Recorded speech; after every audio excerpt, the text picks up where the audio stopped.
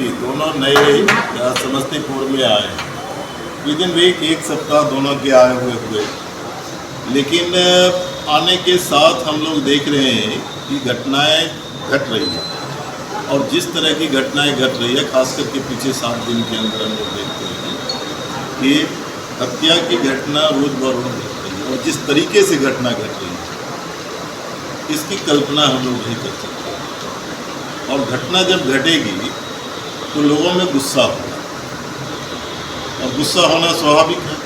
पहली घटना जिसके बारे में हमारे विधायक जी बोल रहे थे कि जितवालपुर की वो बच्ची, उस बच्ची का मान लिया जाए वो डूब गया।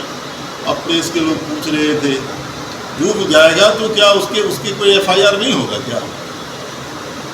किसी भी तरीके से मौत होगी, नेचुरल मौत अगर नहीं है तो उसका एफआईआर होना है।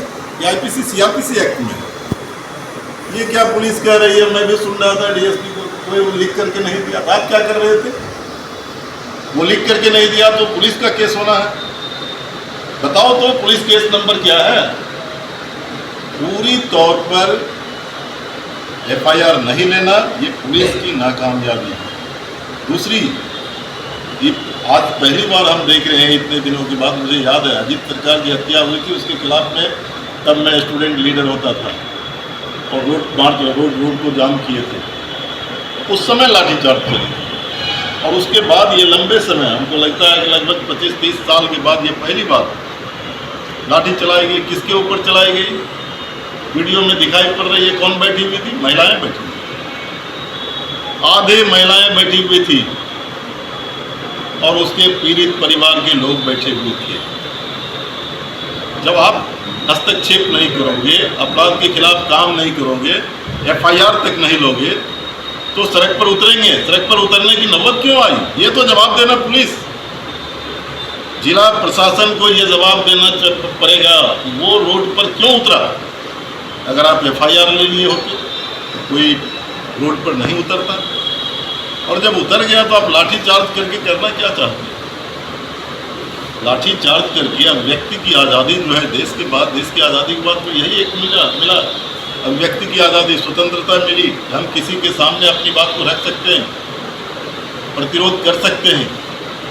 प्रतिरोध की आवाज़ को दबाने के लिए जो अंग्रेजी ब्रिटानिया हुकूमत ने जो रास्ता अख्तियार किया था, लाठी और डंडे से, गोली से दबा देंगे, उस घटना के, उन दिनों की घटना को ये आप बुलाता है।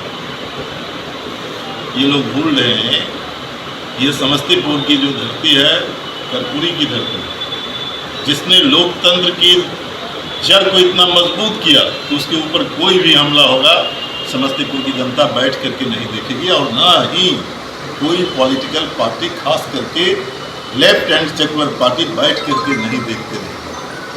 अब पूछ रहे हैं कि क्या इसके बाद मंगलम जी का सवाल है क्या करेंगे? एफआईआर नहीं करेगा तो उसको नहीं छोड़ेगा तो क्या करेगा? जुल्म, हर जुल्म के खिलाफ आवाज़ उठेगी,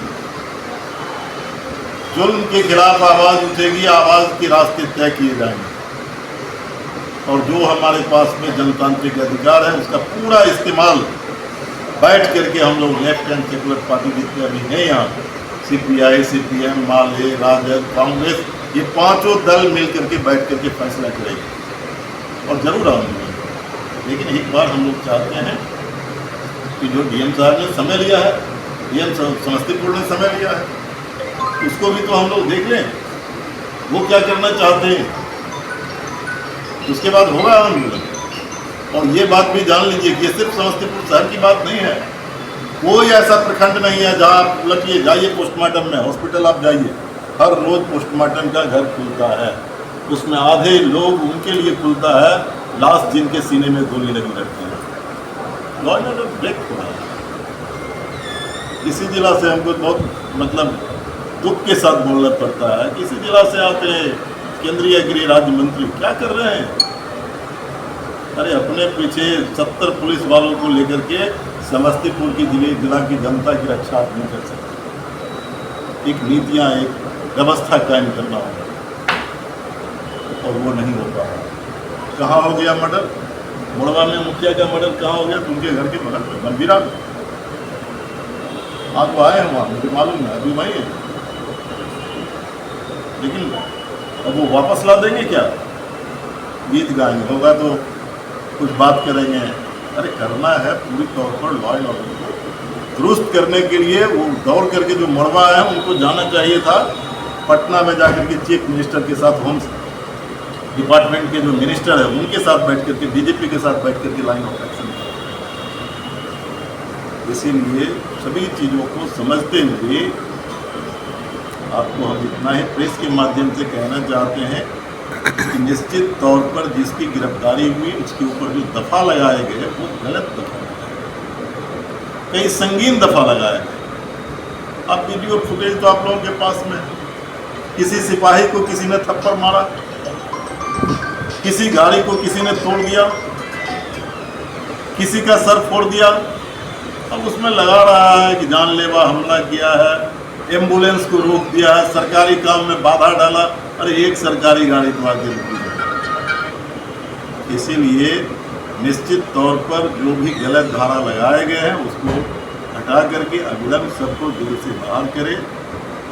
और निश्चित तौर पर जो है अगर बाहर नहीं होगा तो अभी जो समय एक डीएम ने बात किया उसको देख करके हम लोग आंदोलन की रूप